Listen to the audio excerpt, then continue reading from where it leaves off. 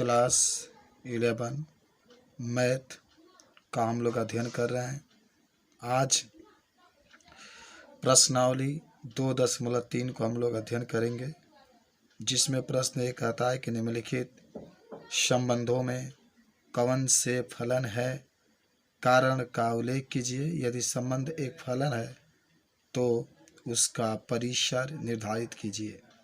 देखिए, मैं आपको बता दूं, 2 1 5 1 पहला क्वेश्चन है, 8 1 1 1 14 1 17 1 ये दिया गया है। देखिए, आप कैसे पहचानेंगे कि कोई फलन है, कैसे पहचानेंगे कोई फलन नहीं है। जो पहला मान है वह सेम नहीं आना चाहिए। जैसे 2 यहाँ पर है तो यहाँ भी 2 नहीं आना चाहिए, 5 यहाँ पर है तो 5 यहाँ भी नहीं आना चाहिए। अगर सेम आ गया तो आप सीधे कहेंगे कि ये फलन नहीं है।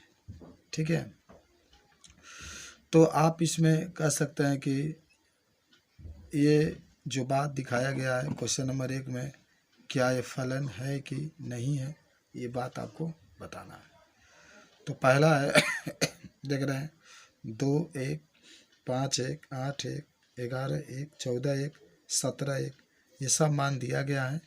और आप इसमें देख सकते हैं कि हम देखते हैं कि प्रत्येक क्रमित युग्म का द्वितीय घटक 1 है, नियत संख्या 1 है जो स्पष्ट अद्वितीय, अतः संबंध R एक फलन है। अतः संबंध R एक क्या है, फलन है। और भी आप कह सकते हैं परिसर, y परिसर तो y के मान ही होता है ना, तो y का तो सबका 1 है, सेम है, इसीलिए जो परिसर होगा वह 1 हो जाएगा।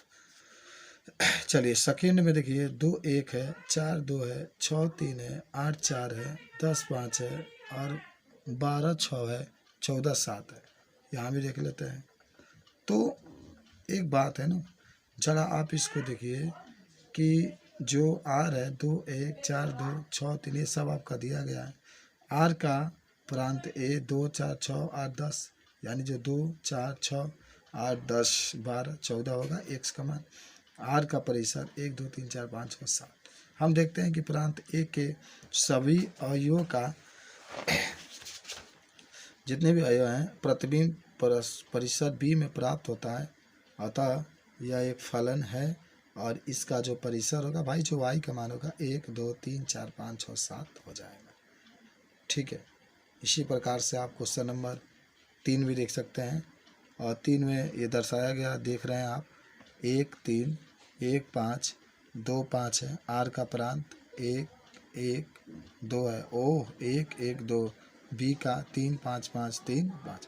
यहाँ स्पष्ट है कि प्रांत के दो अवयव 1 और 2 दोनों का सहप्रांत में एक ही प्रतिबिंब 5 है। अतः हम लोग कह सकते हैं कि यह एक प्रकार का अद्वितीय नहीं है, अतः ये एक फलन नहीं है। क्यों नहीं है? क्योंकि आप देखिए यहाँ पर जो y का मान है वो डबलिंग आ गया है, जो परिसर है वो डबल आ गया, इसलिए इसका मान नहीं है। अब आते हैं प्रश्न संख्या 2 है। 2 में कहता है कि निम्नलिखित वास्तविक फलनों के प्रांत तथा परिसर ज्ञात कीजिए। पहला है f(x) बराबर माइनस मॉड में x और दूसरा है f(x) बराबर करनी के अंदर 9 माइनस एक्स स्क्वायर। देखिए जो दिया गया है f(x) बराबर माइनस मॉड में x, और आप यहाँ पर कह दीजिएगा कि f(x) वास्तविक फलन है। x जो है ना, f(x) वास्तविक फलन है तो x के सभी मान वास्तविक संख्या होंगे। अतः फलन f(x) का प्रांत वास्तविक संख्या होगा माइनस इन्फाइनिटिव से लेकर के प्लस इन्फाइनिटिव तक। क्या होगा ये समुच्चय होगा आपका प्रांत। प्रांत जब कहेगा तो माइनस इन्फाइनिटिव से लेकर कुछ भी रखिए, आप 1 रखेंगे, -1 रखेंगे, 2 रखेंगे, अनंत तक जाएगा।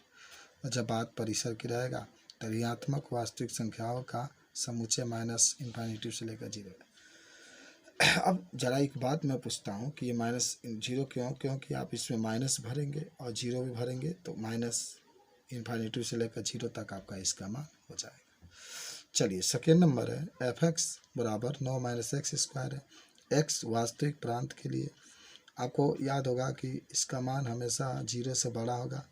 करनी हटा देते हैं तो 9 minus x square greater than 0, तो एक्स स्क्वायर इधर जाएगा तो बराबर 9, एक्स स्क्वायर बराबर 9, तो एक्स स्क्वायर बराबर जब ये ना होगा, चाहे ऐसे चिन्ह भी लगा सकते हैं यहाँ।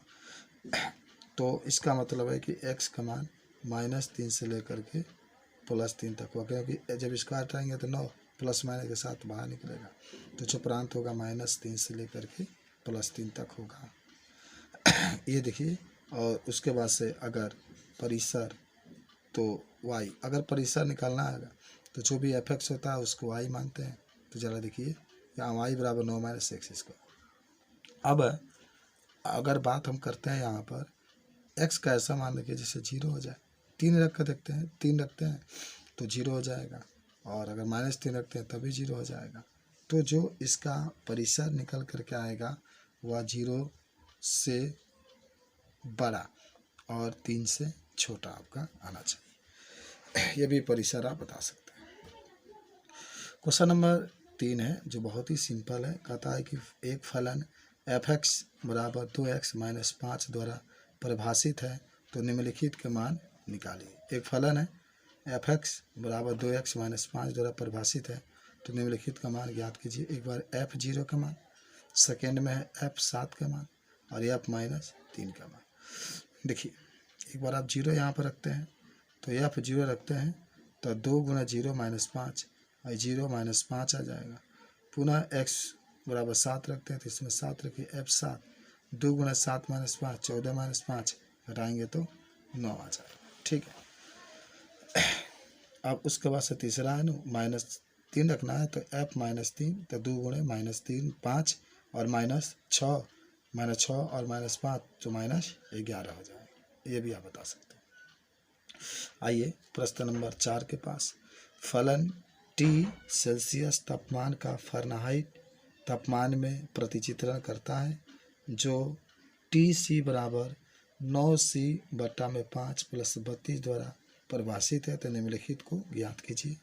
एक बार T0, T28, T-10 और T80 का मान निकालना है, और TC बराबर 212। आप देखिए क्वेश्चन में जो दिया गया है बहुत बढ़िया क्वेश्चन है, खाली मान आपको रखना है।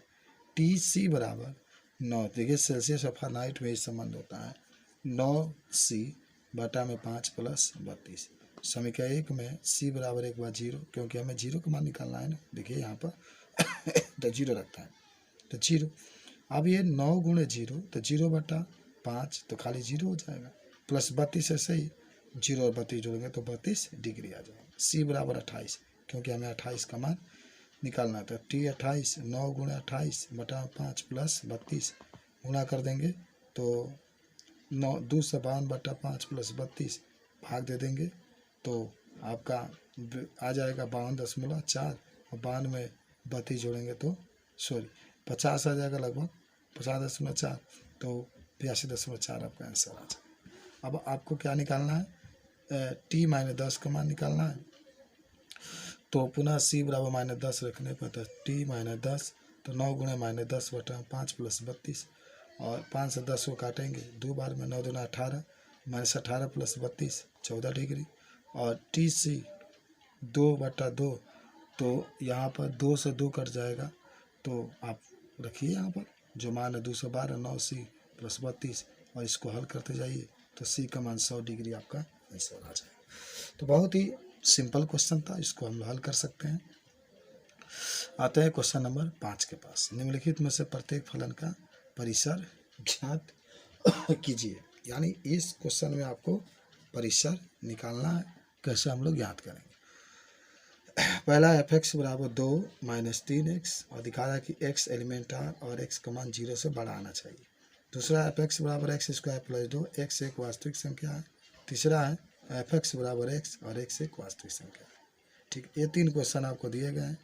तो चलिए सबसे पहला क्वेश्चन करते हैं। f(x) बराबर 2 - 3x दिया है, और जब भी परिसर निकालना होता है तो f(x) की जगह पर y मानते हैं, तो y बराबर 2 - 3x। अब x को y के बराबर रखते हैं, 2 इधर करेंगे तो -2 इधर आ जाइए, 3x को उठा करके, तो x बराबर 2 - y/3, यही परिसर होगा, देख लेना। समझ गए जो बात होगी। अब बस यहाँ पर x का मान 0 से बड़ा रखोगे, 0 से बड़ा रख कर देखो, 1 रखो तो 1/3 आ जाएगा, तो अतः x का मान जो आएगा इसको गुणा करेंगे तो 0, तो x का y का मान आ जाएगा 2। अतः एफ एक्स का जो परिसर होगा, y का मान छोटा है ना 2 से, तो माइनस इन्फिनिटी से लेकर के 2 तक आपका आ जाएगा। ठीक है, जब भी परिसर मानेंगे ना तो एफ एक्स की जगह पर याद जरूर रखेंगे y हम लोग ले लेते हैं, और x का मान y के पदों में, जो x का मान आता है y के पदों में वही हमारा परिसर है। सेकेंड है एफ एक्स बराबर एक्स स्क्वायर प्लस 2, फिर एफ एक्स पर y बराबर एक्स स्क्वायर प्लस 2, 2 को इधर करेंगे तो एक्स स्क्वायर बराबर y माइनस 2, इधर आएगा तो माइनस में, एक्स पर स्क्वायर करने में y माइनस 2, लेकिन इसका मान 0 से बड़ा होना चाहिए, तो y माइनस 2 बराबर 0, तो y का मान 2 से बड़ा, तो 2 से लेकर के प्लस इन्फिनिटी तक वाई एक्स का परिसर होगा। समझ में आ रहा होगा।